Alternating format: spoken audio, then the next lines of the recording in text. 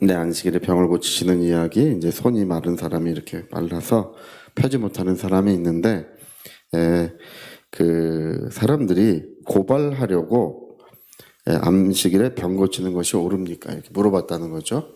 그러니까 예수님이 이제 고발을 당할 줄 아시는 거예요. 이게 얼마나 난처한 상황이고 어려운 상황인지 이 말로 다 할 수가 없습니다. 우리가 성경을 읽을 때는 간단하게 기사가 기록되어 있지만 안식일을 범하는 것은 온 이스라엘의 표적이 되고 또 이제 율법을 전면으로 이제 어기는 것이기 때문에 이제 우리 그 14절을 보면 예수님을 어떻게 죽일까 의논했다고 이렇게 나오지 않습니까? 이게 심각한 문제예요.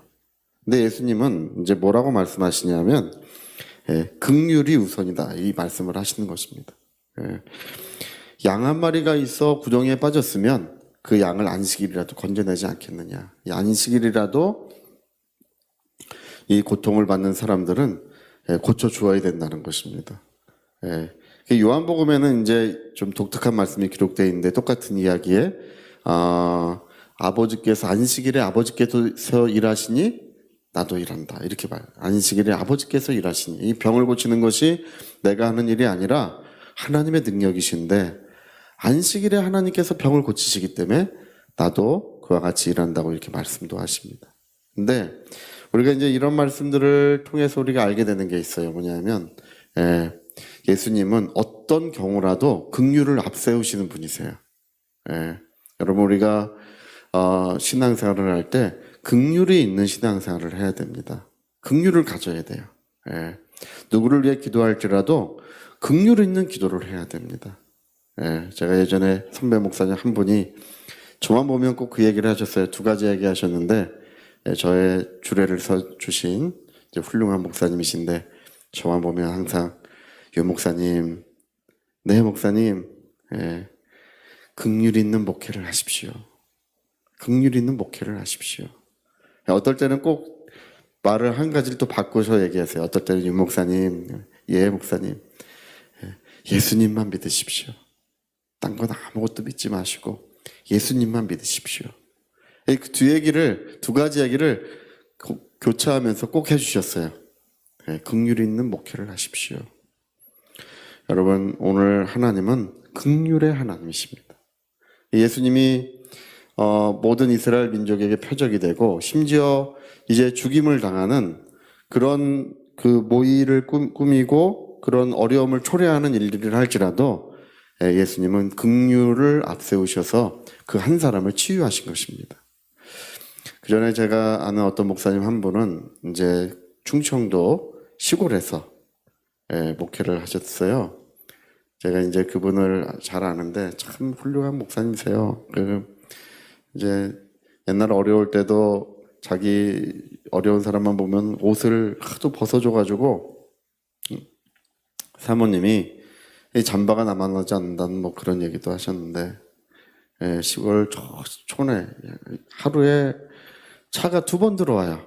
아침 저녁으로 버스가 2번 들어오는 교회를 거기서 하셨는데 근데 이제 청년 한 명이 이제 위태로운 거예요.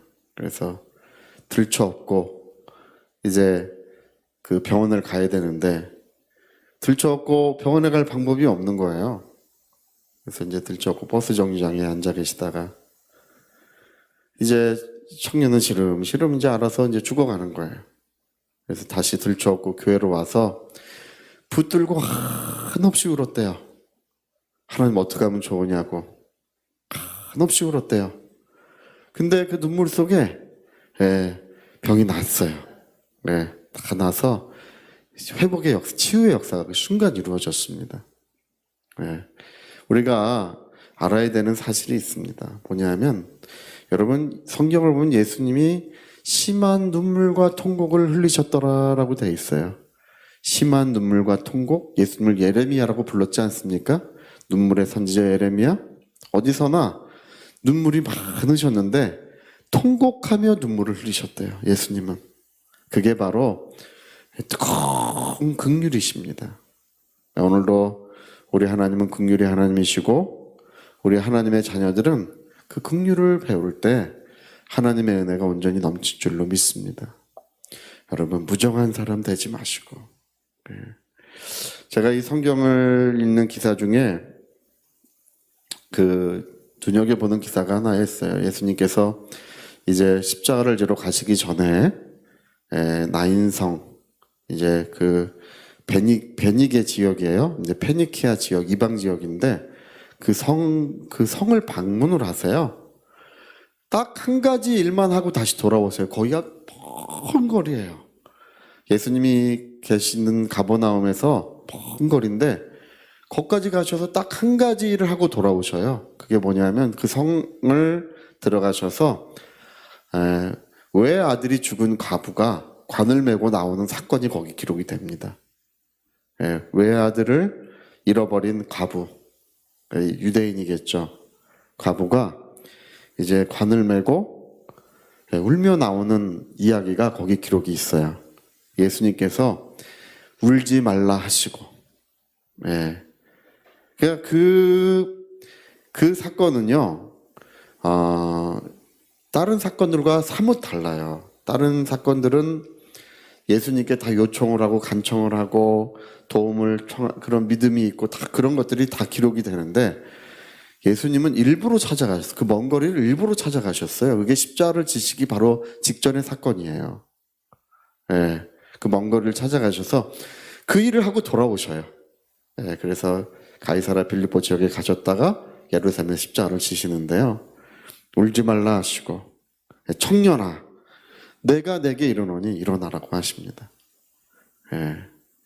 근데 그 과부는요, 지금과는 다르게 옛날에 이 과부는 경제적인 활동을 할 수가 없어요. 그리고 자기의 재산이 있어도 누가 가져가는지 가져가는 사람이 임자예요. 옛날엔 그랬어요. 그 처지가요, 굉장히 어렵습니다. 또 그 사랑하는 외아들이 이제 죽었으니 어떻겠습니까? 예수님께서 울지 말라 하시고. 그게 주님의, 저는 그래요. 인간적인 면모를 가장 잘 보여주는 것 같아요. 이 성경의 모든 기사 중에 예수님의 그 인간적인 면모를 가장 잘 보여주시는 것 같아요. 그런 사건인 것 같아요. 여러분, 오늘도 주님은 우리를 긍휼히 여기셔서 함께 하시는 줄로 믿습니다. 나를 불쌍히 여겨주시고 긍휼로서 오늘도 주님은 그 눈물을 잊지 않으시고, 우리 방지일 목사님이 그 책을 쓰셨지 않습니까? 나의 눈물을 주의 기념 호리병에 담아주시나이다. 저는 그 글을 읽으면서 너무 이렇게 감격이 되는데, 우리의 눈물은 아래로 흐르지 않고 거꾸로 흐릅니다. 우리의 눈물은 위로 흘러서 저 하늘의 보좌에 닿습니다. 그리고 주님은 우리의 눈물을 주님의 기념 호리병에 영원토록 담아주신다고 이렇게 글을 쓰셨어요. 여러분, 오늘 우리가 긍휼의 신앙생활, 긍휼을 앞세우는 그런 영적 생활을 꼭 하시기를, 일평생 그런 신앙생활 하시기를 꼭 부탁드리겠습니다. 자, 우리 같이 한번 기도하시겠습니다. 여러분 기도하실 때 눈물이 메말라가는 시대, 더 이상 영혼을 위하여, 죽어가는 영혼을 위하여 뿌려지는 눈물이 메말라가고 있습니다. 이웃들을 향한 그런 긍휼의 뜨거운 눈물들이 메말라가고 있습니다. 오늘 하나님, 우리에게 긍휼의 마음을 주셔서 우리 주님과 함께 기도하는 사람들, 주님과 함께 기도하는 거룩한 성도들로 저희들을 축복해 주시옵소서. 우리 같이 기도하시겠습니다.